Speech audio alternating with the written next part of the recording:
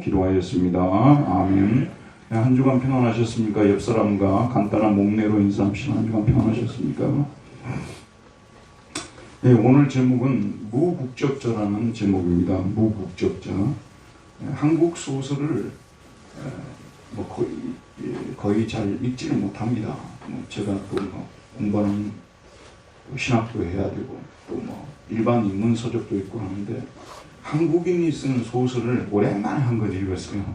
하도 SNS에서 좀 유명하다고 많은 사람들이 그렇게 얘기를 해서 제가 읽게 됐는데, 또 읽게 된 이유는 이 주제에 대해서 제가 히브리서의 말씀을 명절 때마다 전하면서 항상 관심을 갖고 있는 주제거든요.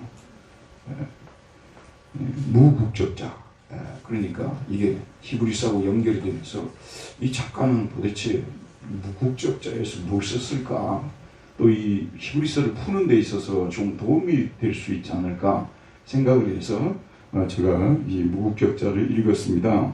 근데 이 쓰신 분이 구소윤이라는 여성 작가이신데 제주 4.3 평화문학상을 수상한 분이에요. 굉장히 그 역사를 보는 안목이 대단한 분입니다. 근데 이 소설이 독일, 그 다음에 프랑스, 그 다음에 한국 현대사를 다 꿰뚫고 있는 소설이어서 현대사 공부를 위해서라도 여러분이 한번 읽어보면 굉장히 도움이 된다, 그런 생각을 해봤습니다. 오늘 제가 명절 때마다 설교하는 히브리서 오늘 본문 내용과 비슷하게 보입니다. 여러분, 성경에는 정확히 무국적자라는 표현이 나오지 않습니다. 하지만 특별히 그 요한계시록 앞에 나오는 히브리서라든지 베드로전후서, 이런 소위 공동서신이라고 하는 이런 서신들을 보면 우리 그리스도인의 정체성을 많이 규정을 하고 있는데, 그 중에서 나그네라고 규정을 하는 나그네다, 그 다음에 행인이다, 지나가는 사람이라는 뜻이죠. 그 다음에 또 외국인이다, 이렇게 규정하는 이 규정들이 나오는데 무국적자라는 그 표현만 안 나왔지 사실은 비슷한 표현들이 반복적으로 나오고 있습니다. 여러분, 그리스도인들은 어떤 사람들입니까? 이 세상에서 나그네들입니다. 지나가는 사람들이고, 그리고 무국적자들입니다. 무국적자라는 말은 국적이 없는 사람이라는 뜻이죠. 그리스도인들은 어떤 사람들이냐? 이 세상에서 국적이 없는 사람들이라는 말씀입니다.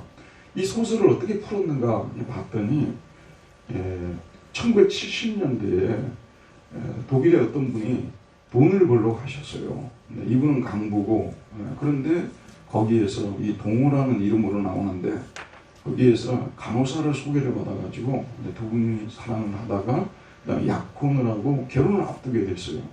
결혼을 앞두다 보니까 이 남자가 돈이 좀 필요하니까 탄광에서 일할 때 아주 위험한 그런 작업을 자기가 맡아서 하겠다고 하다가 결국은 큰 사고를 당했어요. 그래서 하반신을 다 잃어버리고 마비가 되고 살아는 났습니다만 그야말로 가까스로 이렇게 살아난 것이죠. 그러다 보니까 본인이 도저히 결혼하자는 말이 나오질 않아가지고 본인은 그냥 한국으로 귀국해버립니다. 근데 그 사이에 아이가 생겼어요. 한국에 귀국하고 나서 그 결혼하기로 했던 수키 씨라는 이분이 이제 거기서 아이를 낳았습니다. 낳았는데 이제 자기도 아이를 또 간호사 일하면서 키우기가 갑갑하니까 힘드니까 한국에 있는 이 집으로 보냈는데 자기 큰아버지 동호라는 분의 이제 형이죠. 그 집으로 이제 어릴 때부터 아예 그 집 자식인 것처럼 이렇게 키웁니다. 고등학교를 졸업하고 이제 이 친구 이름 기수라는 친구인데 군대를 갑니다. 특공대로, 공수특공대로 가서 그야말로 아주 그야말로 싸움 잘하는 군인으로 이렇게 군 생활을 하고 제대를 해가지고 취직을 했는데 어디에 취직했냐면 한국에서 그 이름이 나 있는 그런 깡패 조직의 그 사장, 그 깡패 조직 보스죠, 보수의 비서실장으로 취직이 된 거예요. 비서실장을 취직했는데 이 보수가 돈이 어마어마하게 많아요. 그때 이제 자기 어머니가 돌아가시 죽을 병에 걸렸는데 이 보수에게 가서 가구를 좀 해달라고 하니까 오늘 우리 집 맞으면 그냥 몇 억을 이렇게 그냥 가부를 해준 거예요. 그래서 이 탕탕대로가 열리는가 했더니 갑자기 보수가 죽임을 살해를 당했어요. 나중에 밝혀졌으면 그 살해한 사람은 자기 아들이 살해를 했는데 옆에 있는 사람이 되다 보니까 이 사람이 범인으로 지목이 되고 지명수배자가 되고 그러는 사이에 동호라는 자기 아버지가 지금 현재는 작은 아버지로 되어 있는데 자기 아버지가 빨리 도망을 가라고 내가 살 수 있는 길은 그 길밖에 없다고 해서 유조 여건이죠. 이 유죄 여건이 아니라 훔친 여건이에요. 훔친 여건. 그 이름이 이제 박희준이라는 이름인데 이제 자기 이제 이 기수라는 이름 없어져 버리고 이 박희준이라는 이름으로 태국으로 갑니다. 방콕으로 가서 거기서 이렇게 살다가 또 거기서 살기가 힘들어지니까 어디로 갈까 하다가 프랑스로 가게 됐어요. 왜 프랑스로 가게 됐냐면 이렇게 소식 들려오는 걸 들어보니까 자기 어머니 분이 간호사인데 프랑스로 가신 거예요. 거기 마치 간호사를 채용하는 그 병원이 있어가지고 프랑스로 갔는데 거기서 또 프랑스 사람을 만나가지고 결혼을 하게 됩니다. 거기 아이를 놓고 또 살죠. 아무튼 거기 가면은 그래도 어머니를 찾아뵙지 못해도 뭔가 의지가 될 것이라고 프랑스로 갔어요. 파리로 갔는데 또 파리 가서도 먹고 살 일이 깝깝한 거예요. 그런 차에 외인부대라는 프랑스 외인부대에 대해서 우리 신기호 목사님은 프랑스 이제 유학을 하셔서 잘 아시리라고 생각합니다만 이 외인부대라는 것이 있어요. 그건 뭐 저 같은 보통 사람도 들어서 알고 있어요. 세계의 그 존재는 군부대 중에서는 최고의 그 부대로 알려져 있더라고요. 그 명성이 정말 자자돼요. 그냥 어디로 들어가면 문제 다 해결하고 나오는 사람들이에요.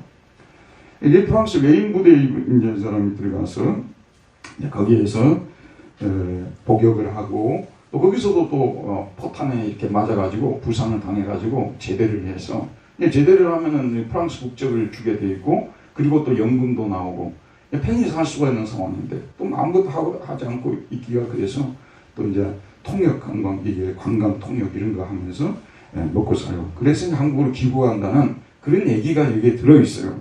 그런데 이 소설의 하이라이트에서 외인부대에서 만난 북한 출신 이 김준하고 이 박희준이하고 둘이서 대화를 나누는 장면이 나오고 있어요. 제가 이분을 한번 만나봐야 되겠는데 저기 작가하고 근데 자기 이야기를 적고 있는 것 같아요.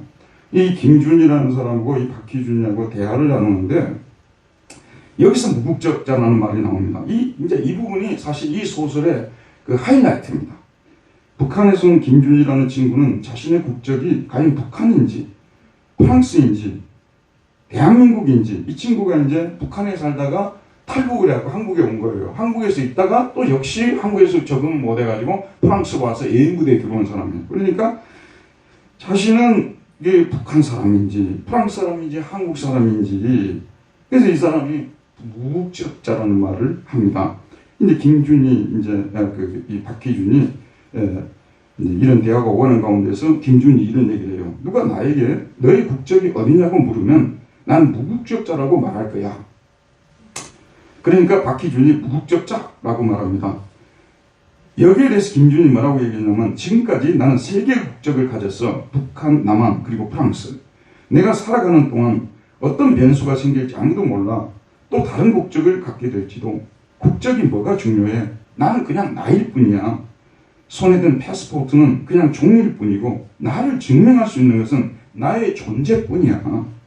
국적은 한 개인의 정체성을 규정해 주는데 별 상관이 없는 거라고 생각해야 돼. 국적은 선택사항이야. 저도 뭐 국적에 대해서 그동안 많이 듣고 그랬습니다만은 국적 문제를 이렇게 파헤쳐가지고 이 부분을 읽으면서 그래 맞다는 생각이 드는 거예요. 여러분 지금 대한민국 국적을 가지고 계시죠. 근데 이제 이 정도로 국가에 버림받고 막 이렇게 하다 보게 되면 도대체 나를 위해 주는 나라가 어떤 나라인가? 북한이 나를 위해 주느냐? 그럼 대한민국이 나를 위해 줬느냐? 프랑스가 나를 위해 줬느냐? 나를 위해 주는 사람이 없어요. 그래서 앞에서는 뭐라고 하냐면 외인부대가 내 국적이라고 이런 말도 나와요. 외인부대가 내 국적이라고. 여기는 이제 외인부대까지도 자기를 지켜줄 수 없다는 그런 생각에서 나를 증명해 줄 수 있는 것은 나의 존재뿐이야. 근데 굉장히 우리가 예수 믿는 사람들도요. 좀 깊이 좀 생각해 볼 부분입니다. 여러분 진짜 국적을 가지고 계신 분입니까? 어느 나라 국적의 사람입니까? 대한민국 국적을 가졌다는 것이 무엇을 의미하는 것입니까? 근데 이 책은 굉장히 프랑스 자체가 실존주의 영향, 여러분 사르트르라는 실존주의자가 죽었을 때 프랑스 파리 그 시내가 그냥 가득 차버렸지 않습니까? 거기는 사르트르가 엄청 그 말하자면 영향을 많이 끼치는 동네입니다. 근데 이 소위 무신론적 실존주의라고 하잖아요. 까미와 같은 사람들. 이거 나 혼자밖에 없다는 거. 어느 날 자고 일어났더니 내가 그냥 딱 어디에 던져져 있는 거예요. 그게 이제 자기 실존이에요. 거기서 그러면 믿을 사람 누가 있느냐? 신도 못 믿어요. 왜냐하면 신은 어떤 사람에게는 선한데 어떤 사람에게는 선하지 않아요. 예를 들면 프랑스 파리에 있는 좀 나름대로 중산층 이상의 사람들에게는 신은 굉장히 공의롭고 선한 것 같은데 자기가 예인 부대로 나갔던 아프리카의 어느 그 나라들에서는 물도 못 먹고 보호도 못 받고 그야말로 그냥 동물처럼 취급받고 살아가고 있으니 신이 어떻게 공정하고 신이 어떻게 선하냐 그 말이에요. 상대적이라는 얘기 아니겠어요? 그 실존주의 진리관은 상대적입니다. 상대적. 근데 내가 살아야 돼요. 죽지 않은 살면 내가 살아야 돼요.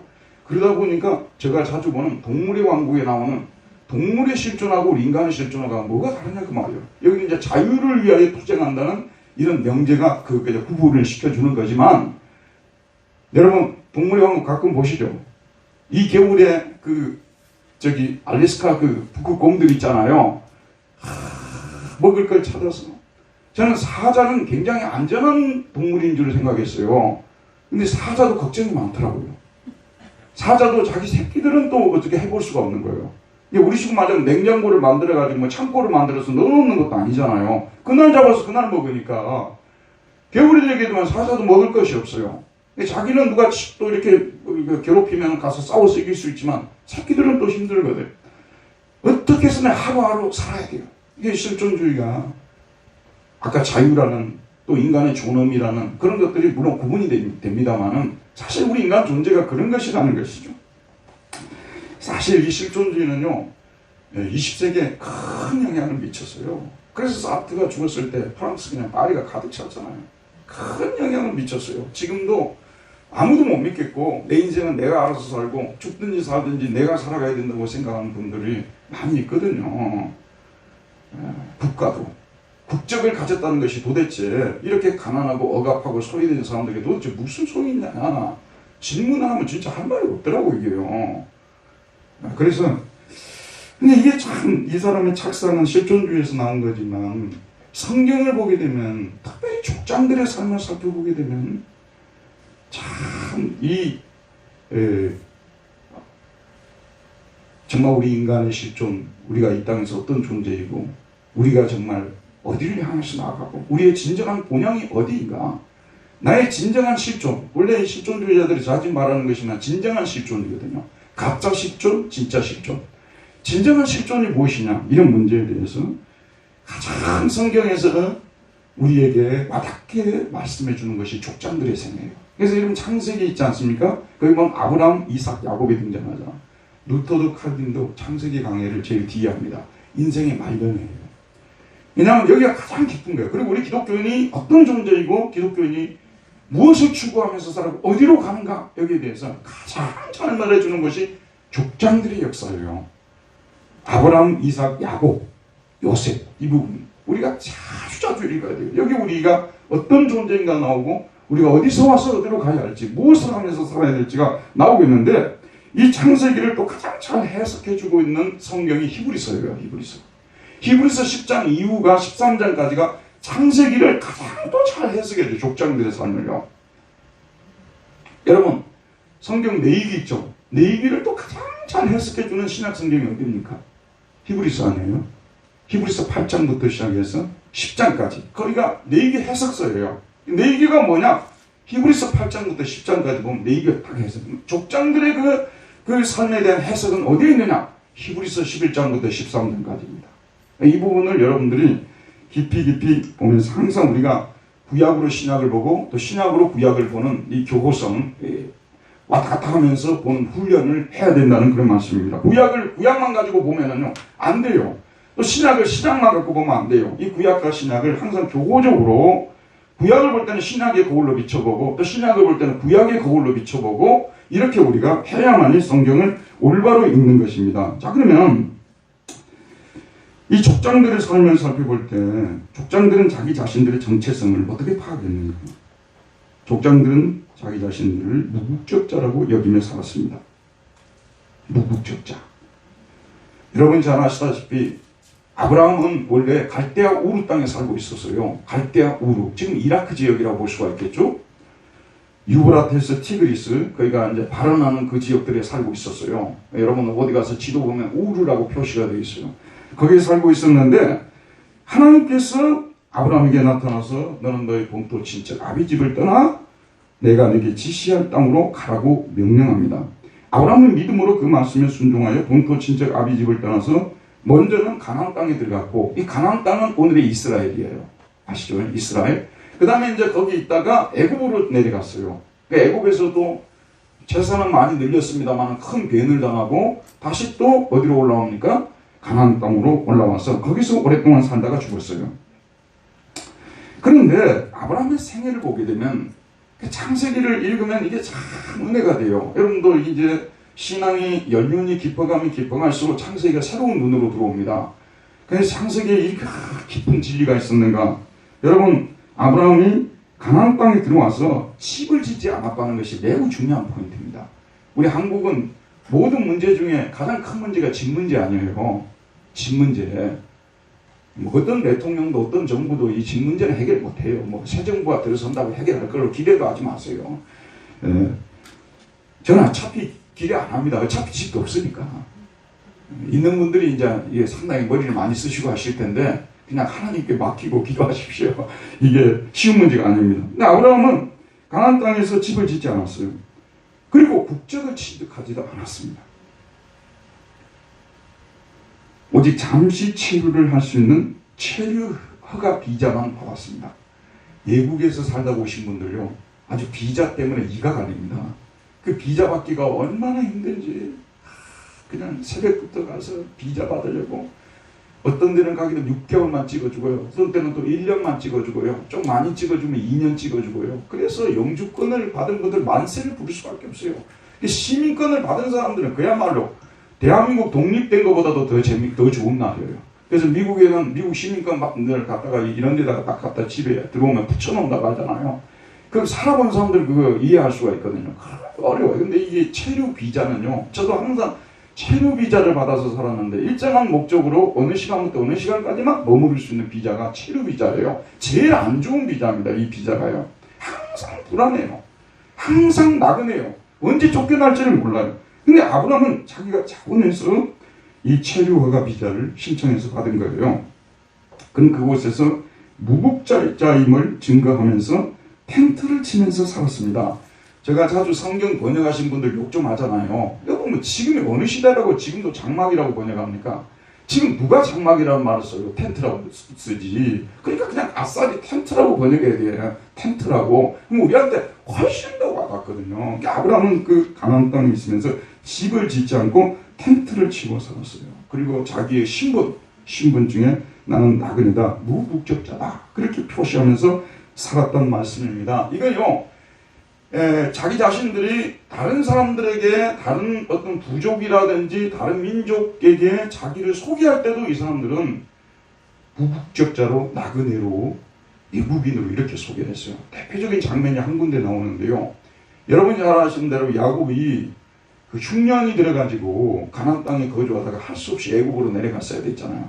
그런데 하나님께서 그 요셉을 예비해 두셔서 요셉이 또 애굽에서 총리가 되어서 그 가족을 받아들이게 되고 고센 땅에 정착을 하게 됩니다. 고센 땅에 정착한 후에 야곱이 그 당시 그 애굽을 통치하던 파라오, 이제 우리말로 바로라고 번역이 됐잖아요. 파라오 임금한테 이제 그 앞에 서게 됩니다. 둘이 대화를 하는 장면이 나오는데 요셉이 자기 소개가, 우리가 보통 만나면 저는 누구누구고 어디서 살다 왔고 어떤 일을 하다 왔습니다, 이게 소개하잖아요. 그 소개가 나오는데 창세기 47장 9절에 보면 야곱이 바로에게 이르되 내 나그네, 마고르라고, 히브리어 마고르라, 내 나그네 길의 세월이 130년이니이다. 내 나이가 얼마 못 되니 우리 조상의 나그네 길에 연조에 미치지 못하나 험악한 세월을 보냈습니다. 저의 신분은 나그네입니다. 저는 130년 동안이나 나그네로 살아왔습니다. 그런데 우리 조상의 나그네 길에 비하면 연조에 미치지 못합니다. 하지만 저의 나그네 길이 정말 험악한 세월이었습니다. 여러분, 나그네로 사는 것이요, 험악한 세월입니다. 험악한 세월.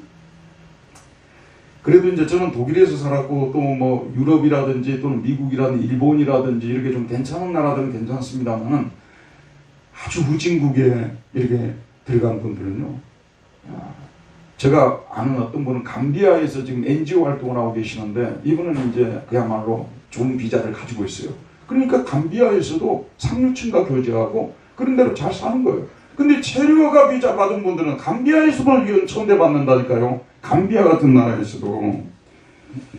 야곱은 자신의 인생길을 나그네 길이라고 정의합니다. 그는 자신이 비록 가나안 땅에서 많은 세월을 보냈지만 사실은 무국적자로 외국인으로서 나그네로서 자신의 인생을 살아왔다고 고백합니다. 야곱은 이 고백을 통해서 자신의 조국, 자신의 본향은 이 땅에는 없다고 말하고 있는 것입니다. 그가 태어난 곳은 있었지만 그곳은 그의 출생지일 뿐이지 그의 진정한 조국은 아니라는 말씀입니다. 그러면 아브라함, 이삭, 야곱은 자신들의 조국이 본향이 어디라고 생각했을까요? 족장들은 자신들의 본향이 하늘에 있다고 고백했습니다. 11장 16절 우리 한번 읽어보도록 하겠습니다. 히브리서 11장 16절 함께 읽읍시다. 시작. 그들이 이제는 더 나은 본향을 사모하니 곧 하늘에 있는 것이라. 거기까지요.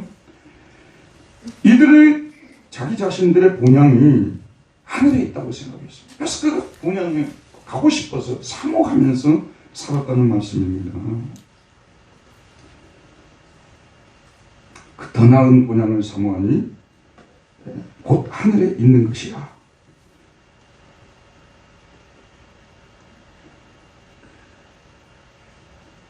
그 밑에 8절에 보면 믿음으로 아브라함은 부르심을 받았을 때 순종하여 장래의 유업으로 받을 땅에 나아갈새 갈 바를 알지 못하고 나아갔으며.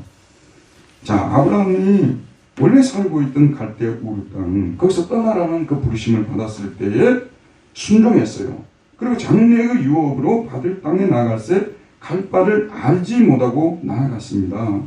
그래서 하나님을 따라갔더니 하나님께서 주신 땅이 어디였냐면 가나안 땅. 지금 팔레스타인하고 이스라엘이 지금 양분해서 지금 거주하고 있는 그 땅으로, 이스라엘 땅으로 들어간 거예요. 자, 그러면 가나안 땅에 들어갔을 때 아브라함은 기대를 많이 하고 따라갔을 거예요. 따라갔는데 하나님께서 주신 땅이 어디냐면 가나안 땅이었어요. 근데 가나안 땅이 진짜 안 좋은 땅이었는가? 성경에 보면 뭐라고 나오냐면 적각 꿀이 흐르는 땅이라고 했어요. 지금도 이스라엘 갔다 오신 분들요, 들어보게 되면 과일이, 저는 우리나라 과일이 제일 맛있는 줄 알았거든요. 내가 직접 그 유학 갔다 온 사람한테 들었어요. 황새가 이스라엘 쪽은 너무 비싸가지고 팔레스타인 쪽에 사는데 과일만 먹고 살았대요. 과일이 얼마나 맛있는지. 그러니까 거기가 척박한 땅이 아니라는 말씀이에요. 정말 살만한 땅이라는 것이죠. 성경이 그렇게 증거하고 있어요. 그런데 아브라함은 자기 속에서 성령께서 속삭이고 말씀하시는 거기에 민감했어요. 근데 이게 성경에 다 기록이 안 돼 있어요. 아브라함은 그 땅에 들어가서도 하나님이 진짜 나에게 주는 땅은 여기가 아니라고 자기는 확신하고 있었어요. 가나안 땅에 들어갔으면 여기가 이제 하나님 주신 땅인가 보다 이래야 되는데 성령께서 그 마음속에 내가 진짜 갈 고향은 여기가 아니고 여기도 임시체류지다. 갈대 우르 땅도 임시체류지였고 지금 내가 있는 이스라엘 땅 여기도 역시 임시체류지다. 내가 가야 할 곳 진정한 고향은 하늘에 있다. 내가 그 땅은 아직 너에게 공개하지 않았다. 때가 되면 보여주마. 성령께서 그렇게 말씀하신 거예요. 그러니까 아브라함은 거기에 있으면서 그곳에서 가나안 땅에 들어가서 국적을 취득한다든지 아까 말씀드렸다시피 땅을 사서 집을 짓는다든지 혹은 나무 집을 산다든지 그런 행위를 안 하고 장막에 텐트를 치고 거기에 거주했다고 말씀하고 있습니다. 임시체류지. 9절에 보면 믿음으로 그가 이방의 땅에 있는 것 같이 약속의 땅에 거류하여 동일한 약속을 요구로 함께 받은 이삭과 야곱과 더불어 장막 텐트에 거하였으니 그랬습니다. 근데 여기 보면 참 놀라운 것이 뭐냐면 외국 생활을 해보신 분들은 다 이해할 거예요. 자기는 임시 체류자로서 체류허가 받아 살지만 자식들에게만은 미국적이나 유럽 국적을 꼭 갖게 하고 싶다. 그 모든 부모의 소원입니다. 모든 부모의 소원이에요. 그런데 이 아브라함은 이삭과 야곱에게 너희들의 진짜 조국은 여기가 아니고 너희들의 진짜 본향은 여기가 아니니까 너희들도 나처럼 임시 체류자로 살아라. 이렇게 가르친 거예요. 예를 들면 김용주 목사로는 제가 우리 아이들을 데려다 놓고 너희들 지금 현재 여기서 집 사고 땅 사고 해가지고 영원히 거주할 것처럼 생각하지 말아라. 지금 예전에 살던 그것도 임시체류지고 지금 너희들이 거주하고 있는 그것도 임시체류지니까 너희들은 하나님께서 너희를 위해서 예비해 놓으신 하늘에 있는 섬을 바라면서 그곳이 바로 우리의 진정한 조국이니까 거기를 바라고 살자 설득을 했더니 우리 아이들도 아멘하고 받아들였다. 그 말씀. 아브라함, 이삭, 야곱이 동일한 신앙을 가졌어요. 그래서 함께 텐트 생활을 할 수가 있었던 것입니다. 그의 진짜 조국이 있다고 믿었기 때문입니다. 10절에 보게 되면은 이는 그가 하나님이 계획하시고 지으실 터가 있는 성을 바랐기 때문이다. 하나님께서 계획하시고 하나님께서 플랜도 하시고 빌드도 하신 그 땅에 그 성, 여기 성은 히라고라는 폴리스예요. 폴리스. 도시라고 번역하는 게 더 좋겠죠. 지금이 어느 시대인데 또 성이라고 번역합니까? 도시라고 번역해야죠. 도시, 폴리스, 도시가 거기에 있다는 것을 그들은 알고 자기들에게는 하나님이 계획하시고 지으신 터가 있는 성이 있다는 것, 도시가 있다는 것을 그들이 알았기 때문에 이 땅을 임시체류지로 아무리 좋은 곳에 들여놔도 임시체류지라고 그들은 고백을 했다 그 말입니다. 근데 믿음으로 그들이 그 땅을 바랬을 뿐이지 실제 눈으로는 보지는 못하고 죽었어요. 그래서 13절에 보면 이 사람들은 다 믿음을 따라 죽었으며 약속을 받지 못하였으되 그것들을 멀리서 보고 환영했다 그랬습니다. 아브라함이 가나안 땅에 있을 때 하나님께서 단 한 번이라도 그 땅을 보여줄 적이 없어요. 마치 김영주 목사가 설교하는 제가 천국을 한 번도 본 적이 없듯이 어떤 분들은 자기들이 천국 갔다 왔다고 책도 쓰고 막 선전도 하고 그러는데 하나님께서는 저에게는 안 보여주시더라고요. 여러분에게도 소망이 있습니다. 저도 못 봤으니 여러분도 못 받은 억울해할 것도 없어요. 우리는 다 못 본 사람들이에요. 근데 원래 이게 못 보는 것도 좋아요. 못 보는 것도. 안 보는 것도 좋습니다. 왜냐하면 진짜 주어졌을 때 그냥 우리가 놀라 뒤로 자빠질 정도가 되니까. 너무 좋은 도시들도요. 자주 봐버리고 나면요. 거기서 거기에요. 그래서 유럽 여행 하시는 분들이요. 처음엔 큰 기대를 갖고 갑니다. 그래서 뭐 프라하에 가보니까 기가 막히다 하는데 그 다음부터는 어떻게 되냐면요. 어느 도시든지 기차역에서 내리면 구도시가 나와요. 구도시 나와서 구도시 구경하면 좀 나오면 신도시 나와요. 그리고 또 다른 도시로 이동해야 돼요. 다 여기가 거긴 것 같고 거기가 여긴 것 같고 다 비슷비슷해요. 다 동의하실 거예요. 직접 가보시면 그래요. 그러니까 여러분 여러 군데 가지 말고 한 군데만 갔다 와도 돼요. 프라하 정하면 프라하만 갔다 오셨기 때문에 다 비슷비슷해요. 하나님께서 그들이 보여주지 않았어요. 그런데 이 사람들은 다 믿음을 따라 죽었으며 약속을 받지 못하였으되 그것들을 멀리서 보고 환영했다. 믿음을 따라서 살았어요. 그런 도시가 있다는 것을, 하늘에 있는 도시가 있다는 것을, 천상 도시가 있다는 것을 믿고 살았어요. 천상 도시가 있다는 것을 믿고 죽었어요. 저와 여러분들은 어떤 사람들입니까? 하늘 나라가 있다는 것을 믿고 사는 사람들이고 또 죽을 때도 우리는 그 도시가 있다는 것을 믿고 죽는 우리 그리스도인들의 정체성입니다. 그래서 그들을 약속을 받지 못하였을 때 그것들을 멀리서 보고 환영했다. 저도 지금 하나님의 은혜로 그 하늘나라 도시가 어떻게 생겼는지 요한계시록 기록이 되어 있는데요. 저한테는 아직도 실감 있게 와닿지가 않아요. 요한계시록에 보면 12진주문이 있고 뭐 생명나무가 있고 뭐 그런데 솔직히 제가 보질 않아가지고 거기 가서 물이라도 한 컵 먹고 와야 되잖아요. 근데 그것도 안 해봤기 때문에 저에게 아직 실감이 안 돼요. 그런데 성령님의 은혜로 역사로 환영하며 오늘 보면 멀리서 보고 환영했다고 하는데 진짜 그 나라에 대한 소망이 정말 커져요. 그리고 진짜 그 나라에 대해서 제가 웰컴으로 환영하고 싶은 마음이 있는 것입니다. 그래서 이 사람들은 그런 하늘나라가 있었기 때문에, 조국이 있었기 때문에, 진정한 본향이 있었기 때문에 사람들이 너의 조국이 어디냐고 물어보면, 아까 그 북한에서 온 김준하고 지금 여기 남한의 박희순하고 대화하는 그 장면과 비슷한 게 나오죠. 사람들이 너의 조국이 어디냐고 물어보면 그들은 다 뭐라고 대답했냐면, 우리의 조국은 하늘나라고 우리는 예국인과 나그네임을 증언하였으니 라고 말합니다.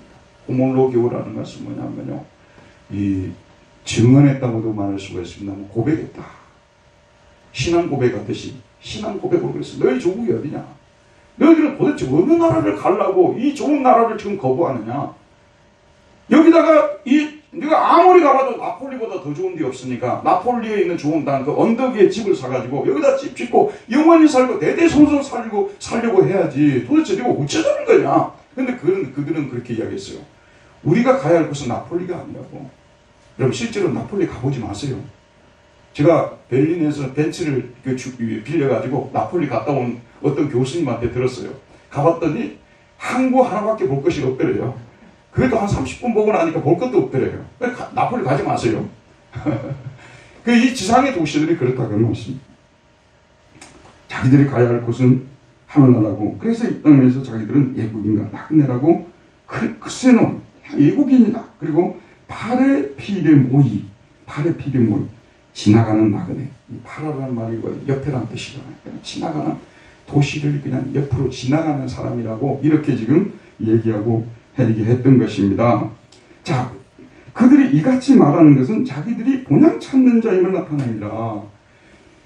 나는 나그네고 나는 내국인이라고. 그것도 예를 들면 아주 아프리카의 그 척박한 어느 지역에서 그런 고백을 했다면 이 얘기는 별로 설득력이 없어요. 그러나 로마의 그 한 목한에서 이런 고백을 했다든지 아니면 그리스의 아테네 같은 그런 지역에서 이런 고백을 했다면 달라지는 거예요. 도대체 얼마나 좋은 지역이 있길래 자기 자신들이 아직도 나그네라 그러고 아직도 예국인이라 그러니까 그렇게 말했습니다. 이렇게 말하는 사람들은 분명히 본향 찾는 자임을 나타내는 것이 아니냐는 그런 말씀입니다. 그리고 또 한 가지는 뭐냐면요. 이거 뭐라고 말씀하냐. 그들이 나온바 본향을 생각했더라면 돌아갈 기회가 있었으리라 그랬어요.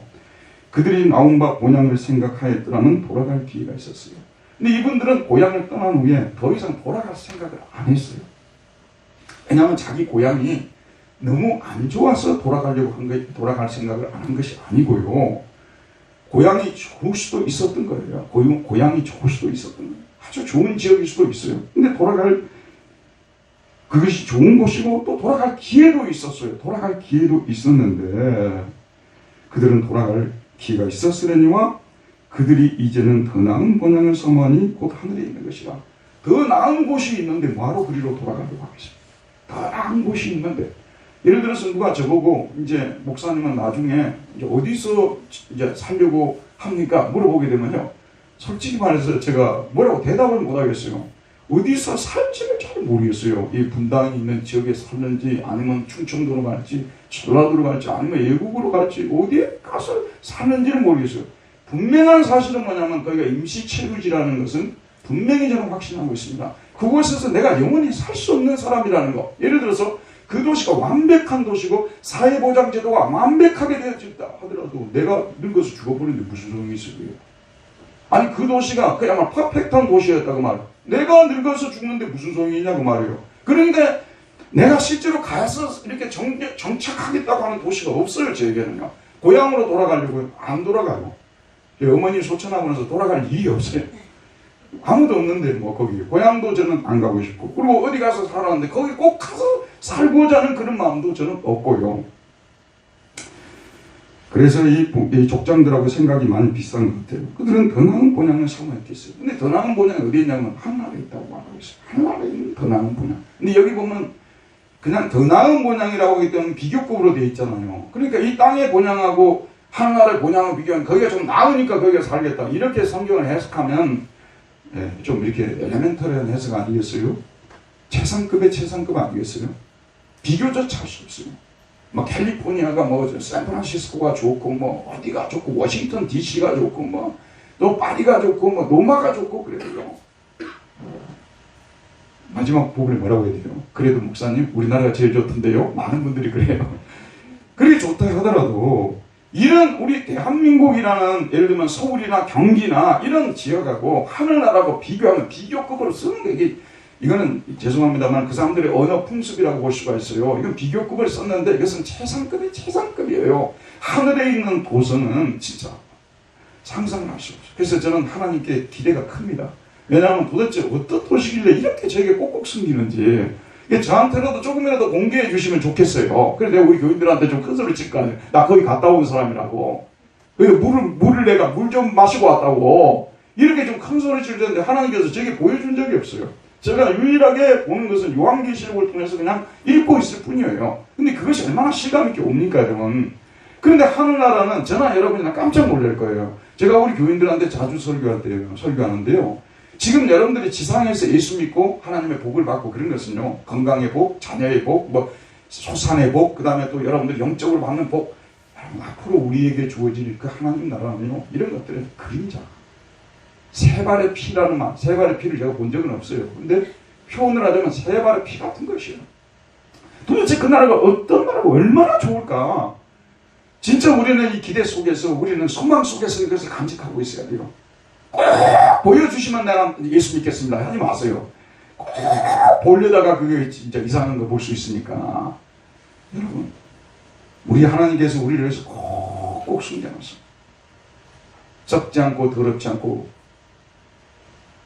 새하지 않는 영원한 기업을 우리를 위해서 준비해 놓으셨다고 말씀하고 있어요.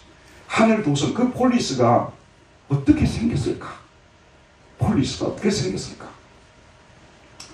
어떤 사람이 아테네 여행을 하고 와가지고 저한테 막 불평을 늘어놓더라고요. 아테네 뭐 대단한 줄 알고 가봤더니 그리스 뭐 대단한 줄 알고 그림책에 보니까 대단하지 가보니까 너무 실망스럽다고 나한테 막 욕을 하더라고요. 자기가 갔다 와가지고 실망했다고 나한테 막 욕을 하더라고 거기를요. 이 세상의 도시들이 대부분 그래요. 대부분요. 그냥 막 한두 번 볼 때 이렇게 깜짝 좋은 거지. 그러니까 지나놓고 나면 거기서 거기다 구도시, 신도시 또 나오고 구도시, 신도시 다 이렇게 되어 있어요. 하늘나라의 도성은 도대체 얼마나 좋은지 이게 우리의 기대고 소망이에요. 우리가 소망 없이 예수 믿는 사람들 아니에요. 여러분 몸을 건강하게 해달라고 기도했다고 생각합시다. 하나님이 여러분의 건강을 주셨어요. 그렇다고 우리가 100살 이상 살 거예요. 여러분 돈을 많이 달라고 했어요. 근데 돈을 여러분이 많이 집이 몇 채가 되고 막 돈이 많다고 생각합시다. 그럼 그거 영원히 가지고 있을 거예요. 참 우리 세상이라는 것이 허무합니다. 여러분 설령 우리가 예수를 믿고 하나님께로부터 복을 받은 사람들 하더라도 이 세상이라는 건 잠시 잠깐 후에 그냥 지나가버려요. 영원한 나라는 아니라는 거예요. 임시체육자지만 우리 잊지 말아야 됩니다. 그래서 우리 기독교 신학이 이 칼바르트라는 사람은 원래 우리 보수 쪽에서는 별로 좋아하는 사람이 아니에요. 신종통주의자라 해가지고 별로 좋아하지 않는 사람입니다만 초창기는 그분이 정말 전 세계를 놀래게 할 그런 노마서 강의를 썼을 때는 전 세계 그 자유주의자들이 놀고 있는 유치원에다 폭탄을 던져갔다는 그런 얘기를 했어요.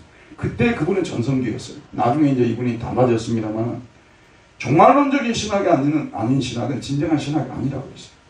여러분 언젠가부터요 사람이 살기가 좋아지고 문명이 발전하면서부터는요 소위 기독교가 문화종교가 돼버린 거예요. 문화종교와 기독교가 동일시돼 버린 거예요. 우리가 예를 들어 옷을 입고 있습니다. 이 시대의 트렌드를 우리가 맞춰갑니다. 더 좋은 트렌드에서 더 좋은 나라에서 사는 거 그게 하나님 나라라고 말해요. 그래서 종말론을 없애버린 거예요. 죽은 후에 부활과 그 다음에 하늘나라 영원히 산다는 이것을 없애버렸어요. 신학이요. 그러다 보니까 성도들도 이 땅을 좋게 만드는 이것이 하나님 나라라고 이렇게 믿게 되었다는 말. 진짜 여러분 부활의 소망이 없으면 여러분 오늘 돌아가서 사도행전부터 시작해서 바울의 그 서신들을 읽어보십시오. 그 부활신앙이 핵심이에요. 우리가 죽으나 다시 산다는 거예요. 아멘. 우리가 죽으나 다시 산다. 이게 부활이에요. 여러분 죽으나 다시 사는 거예요. 제가 죽음으로 그냥 끝나버리면 좋겠어요? 다시 살면 좋겠어요? 왜 말씀들 안 해? 나무 일이니까 관심 없어요? 제가 좀 살기를 바라세요. 나 여러분 안 괴롭힐 테니까. 여러분 옆에도 안 갈게요. 다시 산다고 성경은 말하고 있어요. 그리고 또 우리가 갈 곳이 있냐 없냐 이 문제도 중요하잖아요. 분명히 천국과 지옥이 존재한다고 말하고 있어요. 우리가 그곳에 가서 영원토록 하나님과 함께 산다는 거예요. 근데 생명내무, 생명문 막 이런 게 많이 나오잖아요. 그건 뭘 의미하냐 그러면요. 생명이 가득 찬, 죽음이 하나도 없고 오직 생명이 가득 찬. 연세가요 이제 60세 이상 70세 80세가 되게 되면요 자기 기력이 많이 딸린다는 거, 많은 사람들이 그걸 느껴요. 점차점차 자기가 세해져 간다는 거. 좀 더 활력 있게 살고 싶은데 잘 안 돼요. 왜냐하면 생명이 우리에게는 고갈되어 가기 때문에 그런 거 아니겠습니까? 근데 부활하게 되면 우리가 새 생명의 몸을 입고 새 생명을 갖고 새 하늘과 새 땅에서 우리가 영원토록 하나님과 함께 산다는 이 종말론적인 지평, 이런 신앙을 가져야만이 우리가 이 땅에 살아갈 때 나그네라고 고백하고, 그리고 이 땅에 임시처를 잡고 고백하면서 족장들과 같이 그렇게 살아갈 수 있어요.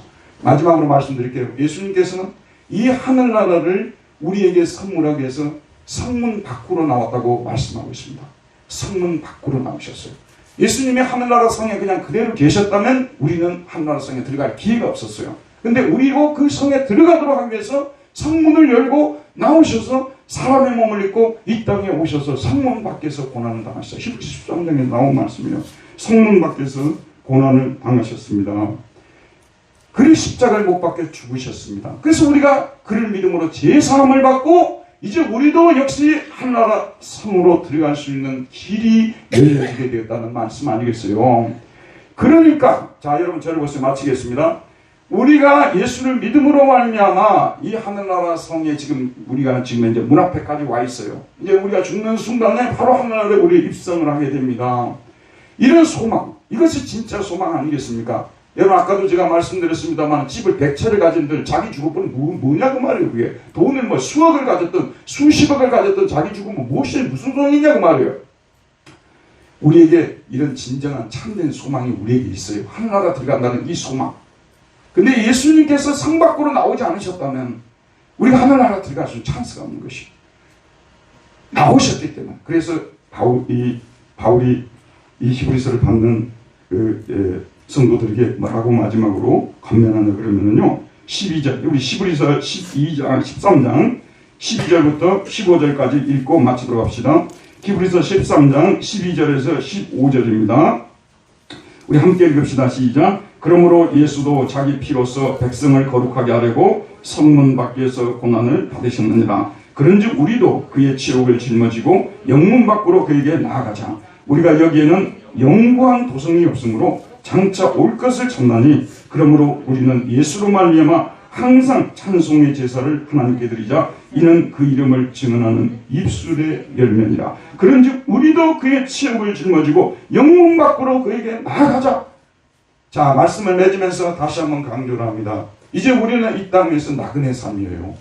우리가 이 땅에서 할 수 있는 것이 예수를 믿지 않는 사람들, 예수 그리스도를 알지 못하는 사람들, 그들에게 어떻게 해서든지 복음을 전해서 그들을 믿도록 하는 이 우리에게 미션이 우리에게 남아 있습니다. 그래서 교회는 근본적으로 선교적 교회, 미션을 수행하는 교회가 되어야 되는데, 이 미션을 수행하게 되면 제임스 본드를 보면 아시겠습니다. 미션을 수행한다면 죽을 일이 너무 많아요. 사망의 위협이 항상 기다리고 있어요. 여러분 언제 여러분이 좀 이렇게 불안해야 되고요. 여러분이 언제 좀 이렇게 내가 이렇게 살아도 되냐 그런 생각을 해야 되냐면요. 여러분이 인생이 너무 잘 풀리고 너무 편하다고 생각할 때요. 이게 지금 제대로 된 삶인가 점검을 좀 할 필요가 있어요. 그러나 거꾸로 내가 예수님 때문에 너무 많은 고난과 또 고통, 어려움이 따르고 하나님이 나를 버리셨는 것이 아닌가. 오히려 이런 사람들은요, 정상적인 길을 가고 있는 것이니까 오히려 안심하라 그런 말씀이에요. 이제 우리에게 남아있는 시간은 얼마나 남지 않았습니까? 남은 기간 동안 우리가 세상 사람들과 같이 까르페 디엠 하루를 따먹으라 이런 어떤 세계관 속에서 쾌락주의 속에서 우리가 살아가면 안 되는 거예요. 이 시대는 결국은 쾌락주의에 지금 현재 편승하고 있는 세대라고 저는 생각하거든요. 우리는 고난받는 신앙으로 나아가야 돼요. 쾌락주의를 고난을, 예수를 위해서 고난받는 것을 기쁨으로 여길 수 있는, 즐거움으로 여길 수 있는, 여러분 이 고백 안 됩니까? 마지막으로 말씀드릴게요. 여러분 다른 모든 시간을 비교해서 오늘 이 예배 드리는 시간이 가장 좋지 않으십니까? 가장 행복하지 않습니까? 저와 여러분 이런 신앙 가지고 살아가시고 마지막 날 천국에서 만나는 저와 여러분 되기를 바랍니다. 은혜로우신 우리 하나님 아버지, 오늘도 말씀을 통해서 우리에게 권면하시고 우리가 정말 영원히 받고 소망해야 될 그런 나라가 어떤 나라인지 우리에게 말씀하시며 이 나라가 우리에게 약속이 되었으니 우리가 이 세상에 편승해서 살지 말고 이 세상을 거스리고 성문 밖으로 나가서 고난받는 삶으로 살아야 된다는 것. 누가 너의 국적이 어디냐고 물어보면 우리는 천국이 우리 국적이라고 말하면서 나는 이 땅에서 나그네고 나는 행인이고 애국인이라고 말하면서 살아가는 우리 모두가 되게 하여 주시기를 기도합니다. 예수님의 이름으로 기도하였습니다. 아멘. 다 같이 찬송가 508장을 보시겠습니다. 508장.